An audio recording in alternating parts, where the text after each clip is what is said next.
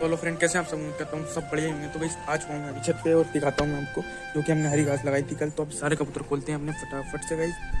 तो भाई सारे कबूतरों को बाहर निकाल देता हूँ। ये हमारा टाइगर, इसलिए हमारा टाइगर वो भाई साहब तो उड़ गया बिठाने से पहले ही। तो अभी सारे कबूतरों को बाहर निकाल देते हैं। और गाइस एक बच्चा भी था हमारा। तो भाई इसमें मैं कुछ दाना लेके आया हूँ। हाँ हाँ हाँ हाँ। तो अभी दाना डाल दिया और सारे कबूतरों। तो भाई देख सकते हैं यहाँ पर 2 अंडे रखे हुए हैं। और अभी सारे कबूतरों को इनको अंदर डाल देता हूँ क्योंकि इनके अंडे जाता है टाइगर। तो